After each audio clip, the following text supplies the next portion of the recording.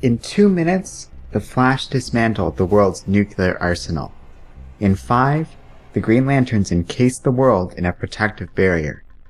In 7 minutes, the world's coasts and oceans were secured by Aquaman. And in 9, Wonder Woman had the leaders of the world under her protection. In 10 minutes, Cyborg had taken hold of all modern communication. And now, the White House. 13 minutes. It took Maxwell Lord 13 minutes to take over the world and make it safe. But it's not fun saving the world unless someone is there to appreciate what he has done. Underground, Deadshot, Batman, and Amanda Waller have survived, but the Belle Reve Penitentiary has been badly damaged. They are trapped under some rubble with no idea what just happened. It's possible the Justice League stopped Max and the Heart of Darkness was contained. Suddenly, the group hears some rumbling, but Batman knows that sound. It's Superman. He's relieved, at first, but quickly sees something is terribly wrong. Kal-El declares that Max requests the presence of Amanda. Batman pulls out his kryptonite ring, but Superman isn't playing games. Bruce spent his entire life protecting one city, and he failed. The corrupted Superman grabs Amanda Waller and flies away. As Deadshot and Batman recover, with the mercenary remarking just how screwed they are, Lobo suddenly gets up, having regrown his head. He has to admit, he really likes Batman's style, blowing him up like that, but he has a new focus and a new concern. Maxwell Lord got in his head. He warned him, he told him that's not cool. He's gonna have to get his revenge. He easily digs the three out from the earth, where they are greeted by Rick Flag and Katana. They inform the group that Polaris and Rustam escaped, while the rest of the squad is a little busy. Cyborg was left behind, ordered to finish off the Suicide Squad. However, his cybernetic side is actively fighting the effects of the Eclipso Diamond. He doesn't have much time before it fully takes control, but warns Batman that the diamond is sentient and is toying with Max. He didn't bother to take control of the squad or Batman because he knew they didn't stand a chance against him. And the Dark Knight knows that Max is right. At the White House, Maxwell Lord gloats at Amanda. She warns him that the diamond is dangerous, but Max insists he took all necessary precautions. He found a priest on Diablo Island to give him a sacred sigil to protect himself against the diamond. Amanda says that won't work, explaining that the diamond has been behind some of history's worst moments. The Black Plague, Salem, the Inquisition, even as far back as the ancient massacre of Thessalonica.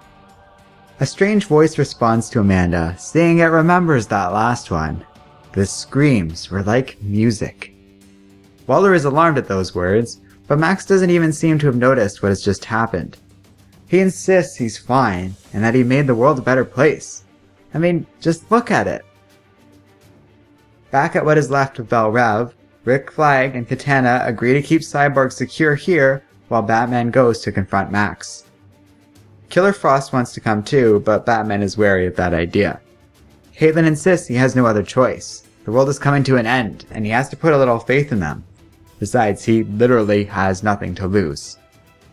Batman says they will have to separate Max from the Eclipso Diamond, but that means they're going to have to go through the Justice League first. Killer Croc calls dibs on Aquaman. The odds are against them. This next fight will be different from the one earlier. The League won't be holding back this time. They will not hesitate to kill. Batman says the team might not all come back from this. And Deadshot replies that's just another day for Task Force X. Batman replies that he's wrong. This is different. They're not going as the Suicide Squad. Not today. He welcomes his new allies to the Justice League. In Washington, Waller slaps Max in the face.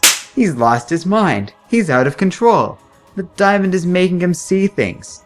Alarmed, Max looks out the window, really seeing what he has done for the first time. He realizes everything has gone wrong, but it's too late.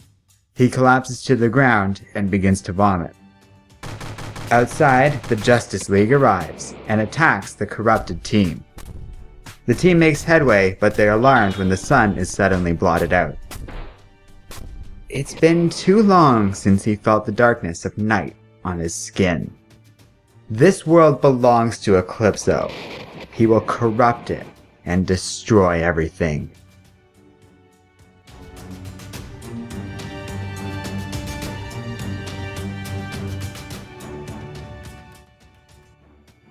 Hello and welcome to Comic Island. My name is Arden, and this is my recap and review of Justice League vs. Suicide Squad number 5. So we got another great comic in this series here. I've been digging this thing from the very start, and really haven't drifted from that opinion. It's remarkable, but this was clearly a story nicely planned and plotted well before they started publishing it, and the work shows. There's a lot issue 5 offers. It nicely sets up the finale, and I think it was smart to establish the second fight will be different because now the League is not going to be holding back anymore, and Lobo's with them. Great as always and truly back to form. That's kind of what I love most about this event. We're getting characters like Amanda Waller and Lobo that the new 52 really messed up, revitalized and acting at their very best the way they should be. They're both so cool in this story, and it was a great moment where Amanda Waller actually managed to talk Max down. It was too late, of course, because we need to have a story, but like the rest of the series, Amanda's been nothing but top form. The issue also does a great job at setting up the upcoming team, Justice League of America. It fits with something Batman said earlier, that he believes in the idea of the Suicide Squad, at least in a broad sense. He really does think that at least some criminals can redeem themselves if given the chance, and it's good to know that he's going to give that chance to Killer Frost and Lobo. Robson Rocha penciled this comic, and like every other artist who's worked on this story, he did a great job.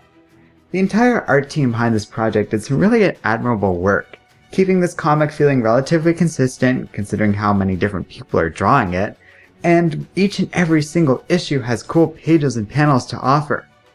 I think the idea of using a rotating set of artists was a great one, because it really means that every artist basically pulled out all the stops for their issue, and put some solid effort into their comic. When it's just one artist doing the one event, the effort seems to have to be more spread out. In most events there's usually decent art throughout, but usually the best is reserved for the story's climax and big moments. One artist can only do so much, so they focus on the parts of the story that feel the biggest. Justice League vs. Suicide Squad feels different. Every issue feels like the big climax because each issue has a different artist giving it everything they have. So every part of the story has these big moments or splash pages, and every time the artwork is impressive because of it. So yes, like every single comic thus far, I recommend this one. It's not perfect. We're getting some real plot conveniences, and a lot of power levels have been thrown off and probably aren't totally accurate. They play around with Caitlyn's powers, and some of the characters don't feel 100% right. But who cares? These are petty quibbles that up until now I've noticed but have largely ignored, because this story is too fun to worry about flaws so small. I will say that this issue, the problems are starting to reveal themselves. They're becoming more obvious, which is why I'm kinda glad this story is ending next comic. It's been great. So good. One of the most fun modern comic book events I've ever read, in fact. But the last thing it should do is overstay its welcome or drag things out. One more issue seems like the perfect amount. It should be enough time to wrap things up, drop a couple more hints about the nature of Rebirth itself, and resolve the conflict between Waller and the League. Any more might degrade the overall quality of the story, and nobody wants that, while any less would lead to a rushed, compressed story, which would have been no fun either. 6 issues feels just right, and I'm looking forward to the finale next week. Let me know what you think in the comment section below. Thanks for watching. If you like our videos, check out our Patreon page. You can have a say in the comics we review and help us make more content. And as always, don't forget to like, subscribe, and keep reading comics.